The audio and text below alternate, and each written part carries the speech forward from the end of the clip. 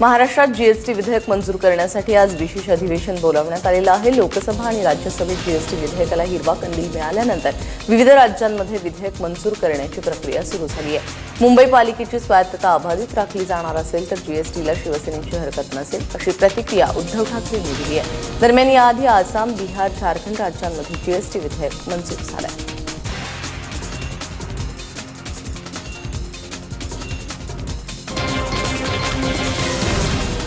जीएसटीच्या आडून राज्यातील महानगरपालिकांची स्वायत्तता हिरावण्याचा डाव असल्याचं मत दोनही ठाकरे बंधूंनी व्यक्त केलंय। मुंबई पालिकेची स्वायत्तता अबाधित राखण्याच्या अटीवरती शिवसेनेने जीएसटीला पाठिंबा दर्शवण्याची तयारी देखील दर्शवली आहे। दरम्यान पदाधिकाऱ्यांच्या भेटीसाठी ठाण्यामध्ये आलेले राज ठाकरे यांनीही सरकारच्या भूमिकेवरती संशय घेतला। जीएसटीची करप्रणाली योग्य आहे, पण त्याच्या अंमलबजावणीमुळे राज्यातील सर्वच पालिकांच्या तिजोऱ्या रिकाम्या झाल्यामुळे त्यांना केंद्राकडे हात पसरावे लागतील अशी भीती ठाकरे बंधूंनी व्यक्त केली आहे। आता सगळं केंद्रशासित करण्यासाठी म्हणून सगळे प्रयत्न सुरू आहेत। सगळं केंद्राने बघायचं। उद्या सगळ्या या महानगरपालिका ज्या आहेत त्यांच्यावरती उद्या जर समजा अशा प्रकारचे पैसे आले नाहीत किंवा उशिरा आले तरी या मोठ्या मोठ्या महानगरपालिका कोलमडतील। शिवसेनेची भूमिका ही पहिल्या दिवसापासून जी आहे तीच कायम आहे। जीएसटी बिल येत असताना कोणत्याही परिस्थितीत मुंबई महानगरपालिकेची स्वायत्तता आम्ही जाऊ देणार नाही। मुंबई महापालिकेची स्वायत्तता जी आहे ती तशीच अबाधित राखून जर जीएसटी येणार असेल तर आम्हाला काही हरकत नाही। कोपर्डीच्या अत्याचाराच्या घटनेचा निषेध नोंदवण्यासाठी निघालेले मोर्चे पाहता अॅट्रॉसिटीच्या मागणी करणाऱ्या जनक्षोभाच्या प्रतिक्रियेकडे दुर्लक्ष करता येणार नाही असं मत राष्ट्रवादी काँग्रेसचे अध्यक्ष शरद पवार यांनी व्यक्त केलंय। ते काल औरंगाबादमध्ये पत्रकारांशी बोलत होते। अॅट्रॉसिटी रद्द करावी की नाही हा संशोधनाचा विषय आहे, पण मोर्चांमधून अत्याचाराच्या विरोधात उमटणाऱ्या प्रतिक्रियेची दखल सरकारने घ्यायला हवी असं मत पवारांनी मांडलं।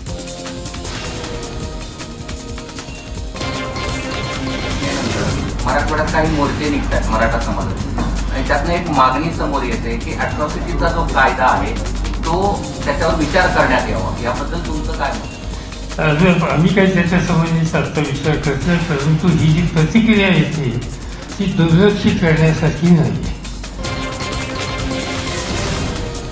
राजकारणाप्रमाणे न्यायव्यवस्थेतही घराणेशाही असल्याचं मत राष्ट्रवादी काँग्रेसचे अध्यक्ष शरद पवार यांनी व्यक्त केलेलं आहे। देशात न्यायाधीशांची घराणेशाही असणारी 40 कुटुंब आहेत, त्या कुटुंबातील लोक न्यायाधीशच होतात। पवारांच्या या विधानावरती माजी न्यायमूर्ती बी.जी. पाटील, कोळसे पाटील यांनी आक्षेप घेतला।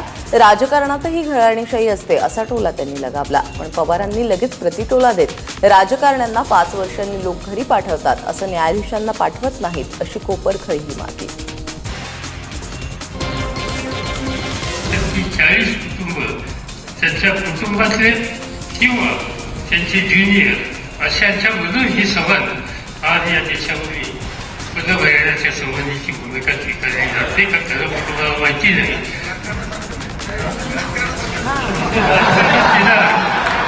राजकारणाचे ठीक आहे, राजकारणात आम्हाला 5 वर्षात जावं लागतं याच्यापर्यंत आणि आमचं ठीक नसतं ते घरी पाठवतात। तुम्हाला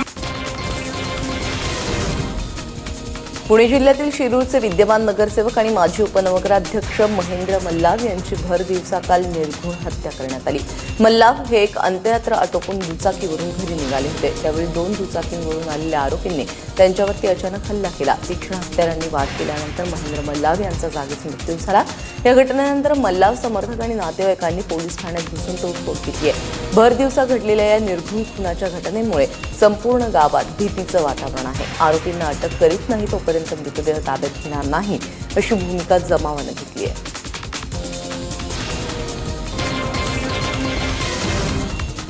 भंडाऱ्याच्या तुमसर तालुक्यातील देवेझरी गावामध्ये एका वृद्ध दाम्पत्याची हत्या करण्यात आलेली आहे। यादवराव ढोक आणि त्यांच्या पत्नी कौशल्या ढोक हे जादूटोणा करत असल्याच्या संशयावरून ही हत्या झाल्याचं बोललं जात आहे। काल रात्री ही घटना घडली। मृतदेह गावातून 3 किलोमीटर आत जंगलात फेकले गेले होते।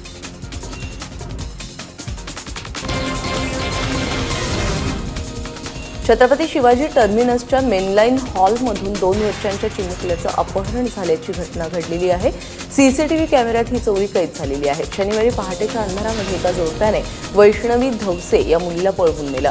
एक विवाहिता 2 वर्षांच्या मुलीसह सीएसटी स्टेशनवरती गाडीची वाट पाहत बसली होती. या महिलेला बुलढाण्याला जायचं होतं, मात्र मध्यरात्री या महिलेला झोप लागल्याचं पाहून चोरट्यांनी वैष्णवीला पळवलं. या प्रकरणी सीएसटी पोलीस स्टेशनमध्ये तक्रार नोंदवण्यात आली आहे. खासगी सावकाराच्या जाचाला कंटाळून एका महिलेने आत्महत्या केल्याची घटना उस्मानाबादच्या कळंब तालुक्यातील भाटशिरपुरा गावात घडलेली आहे. वनमाला गायकवाड यांनी पतीच्या मृत्यूनंतर विहिरीसाठी खासगी सावकाराकडून 5 लाख रुपये कर्ज काढलं होतं. 5 लाखाच्या बदल्यामध्ये त्यांनी 20 लाख रुपये दिल्यानंतर प्लॉटच्या रजिस्ट्री त्यांना देण्यास सावकाराने टाळाटाळ केली. सावकाराने मानसिक छळ सुरू केल्यामुळे वनमाला यांनी काल रात्री विषप्राशन करून आत्महत्या केली. बीडला उपचारासाठी त्यांना नेलं असता महिलेचा मृत्यू झाला. मात्र आत्महत्येपूर्वी वनमाला यांनी त्रास देणारे सावकारांची नावं एका चिठ्ठीत लिहून ठेवलेली आहेत. यामध्ये राजकीय पुढारी, नगरसेवक यांच्या नावांचा समावेश आहे. अहमदनगर शिक्षक बँकेच्या सर्वसाधारण सभेमध्ये सत्ताधारी आणि विरोधकांमध्ये पुन्हा एकदा राडा झाला. सभा सुरू झाल्यानंतर काही वेळातच धक्काबुक्कीला सुरुवात झाली. विरोधकांनी व्यासपीठाचा ताबा घेण्याचा प्रयत्न केला. घोषणाबाजी आणि आरोप प्रत्यारोपांमुळे एकच गोंधळ उडाला. तिकडे नाशिकमध्ये जिल्हा माध्यमिक शिक्षक कोऑपरेटिव्ह क्रेडिट सोसायटीच्या वार्षिक सर्वसाधारण सभेमध्ये गोंधळ झाला. पोलिसांनी मध्यस्थी केल्यानंतर परिस्थिती नियंत्रणात.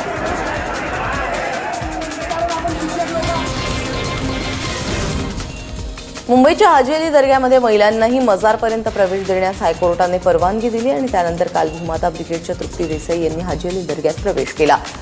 मात्र हायकोर्टाच्या निर्णयाला सुप्रीम कोर्टात आव्हान देण्यासाठी प्रतिपक्षाला 6 आठवड्यांची मुदत देण्यात आलेली आहे आणि त्यामुळे हायकोर्टाच्या निर्णयाचं पालन करत तृप्ती देसाई यांनी मजारचं दर्शन न घेताच त्या परतलेल्या आहेत. दरम्यान हायकोर्टाचा निकाल हा नारी शक्तीचा विजय असल्याची प्रतिक्रियाही त्यांनी दिली.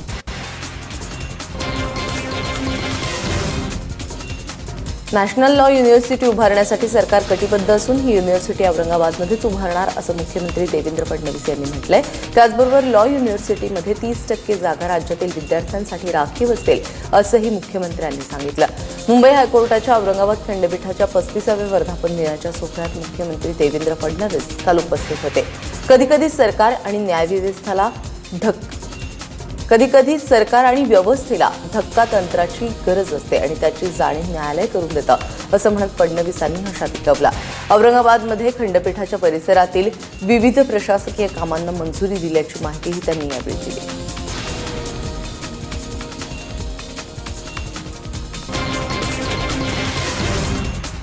ओला उबर सेवेवरती कडक निर्बंध घालावेत या मागणीसाठी मुंबईतील रिक्षा आणि टॅक्सी संघटनांनी संपाचा इशारा दिला होता. मात्र परिवहन मंत्री दिवाकर रावतेंसोबत झालेल्या बैठकीनंतर 1 सप्टेंबरपर्यंत संप मागे घेण्यात आलेला आहे. परिवहन विभागाच्या आयुक्तांसोबत जय भगवान ऑटो टॅक्सी संघटनेची बैठक झाली.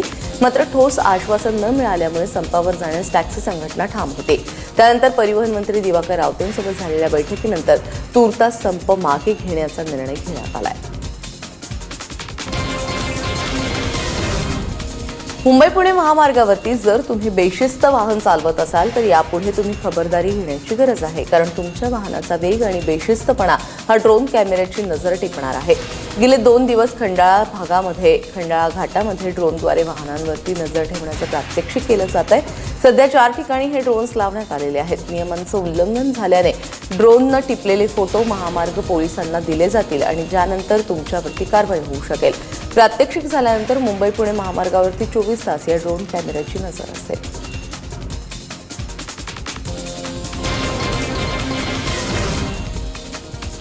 आपल्या अंगावरून तब्बल 50हून अधिक दुचाकी नेण्याचा पराक्रम करून एका अवलियाने आपलं नाव गिनीज बुक ऑफ रेकॉर्ड्समध्ये नोंदवलेलं आहे. पंडित घायगुडे असं या विश्वविक्रम वीराचं नाव आहे. मुंबईतील मुलुंडमधल्या कालिदास नाट्यगृहाच्या प्रांगणामध्ये त्यांनी हा विक्रम केला. इंडिया स्कॉट नावाची ही गाडी असून या गाडीचं वजन हे तब्बल 250 ते 300 किलो इतकं असतं. अशा 50हून अधिक गाड्या त्यांनी आपल्या पोटावरून नेल्या. याआधी फक्त 10 गाड्या नेण्याचा विक्रम होता आणि त्या विक्रमाला घायगुडे यांनी लीलया मागे आणलंय.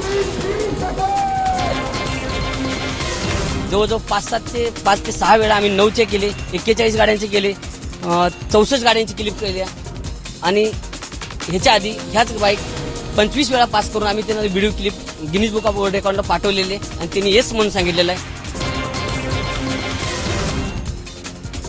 काल रात्री मुंबई वेस्टर्न हायवेच्या फ्लायओव्हरवरती 3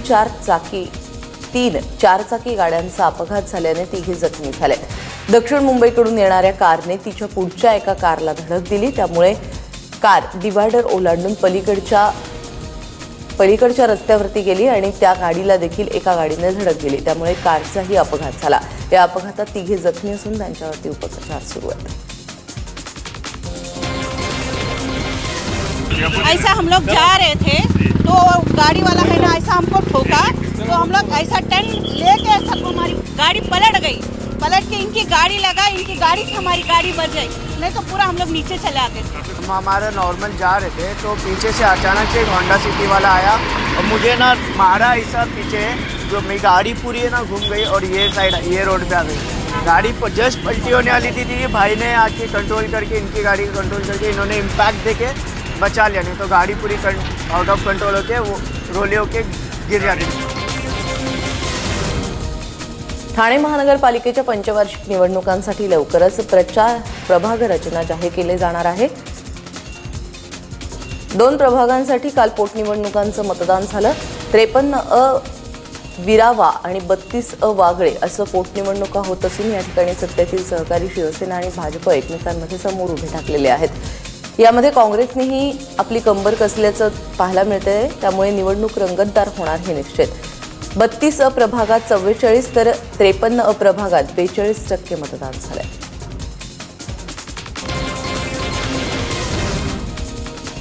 मुंबई महानगरपालिका निवडणुकांची लगबग सुरू झाल्याने शिवसेनेने वचननाम्यातील कामांच्या वचनपूर्तीचा धडाका लावलाय. काल शिवसेनेच्या वतीने लालबाग परळच्या गिरण गावातील 1-2 नव्हे तर 9 मैदानं आणि उद्यानांच्या नूतनीकरणाचा आणि सुशोभीकरणाचा शुभारंभ करण्यात आला. यावेळी आदित्य ठाकरे, महापौर स्नेहल आंबेकर यांच्यासह शिवसेनेचे अन्य नेते उपस्थित होते. आरटीआय कार्यकर्ते स्वाती पाटील यांनी जखमी गोविंदांच्या नातेवाईकांची रुग्णालयात जाऊन भेट घेतली आणि त्यावेळी त्यांनी राज ठाकरेंवरती हल्ला चढवला. रस्त्यावरती गाड्या चालवताना रेल्वेतून पडून देखील अनेक लोक मरतात असं अनेक नेत्यांचं म्हणणं आहे. मग या गोष्टींनाही सरकारने साहसी खेळाचा दर्जा देऊन मरण स्वस्थ झाल्याचं जनतेला दाखवून द्यावं असा टोला त्यांनी म्हणला. ह्याच्यावर खरं तर काही बोलण्यासारखंच त्यांनी ठेवलेलं नाहीये. आता कोणाला वाटेल, कारण अनेक नेत्यांनी असं म्हणालेलं आहे की रस्त्यावर चालणं त्याच्यानी पण अपघात होतात, रेल्वेमध्ये पडताना ते अपघात होतात, तर असे कितीतरी मरतात. मग माझं मत असं आहे की आता सरकारला त्यांनीच विनंती करावी की रस्त्यावर गाडी चालवणं आणि छतावर चढणं, रेल्वेच्या किंवा रेल्वेला आपण लटकून राहणं, ह्याला पण एक साहसी खेळाचा दर्जा द्यावा ही विनंती करावी या सर्व नेत्यांनी. आणि मग ह्यांना पण साहसी खेळाचा दर्जा द्या, म्हणजे माणसाचं मरण किती स्वस्त केलेलं आहे या नेत्यांनी हे सर्वांना समजेल, सर्व जनतेला. पुण्यामध्ये गार्डियन गिरीप्रेमी ऑफ माउंटेनियरच्या वतीने 24 तास मदत केंद्र सुरू करण्यात आलेलं आहे. कुठे अपघात घडला तर अशा ठिकाणी शोध आणि बचाव कार्याचे अत्यंत प्रभावीपणे वेगात पोहोचणं शक्य व्हावं या दृष्टिकोनातून हे मदत केंद्र सुरू करण्यात आलंय. पुढील काळातही अनेक उपक्रम राबवण्याचा मानस असल्याचं गिरीप्रेमी संस्थेकडून सांगण्यात आलं. त्याचबरोबर राज्यभरामध्ये 350च्या वर स्वयंसेवक झालेले आहेत, त्यामुळे काम खूप वेगात होणार आहे असंही त्यांनी म्हटलंय.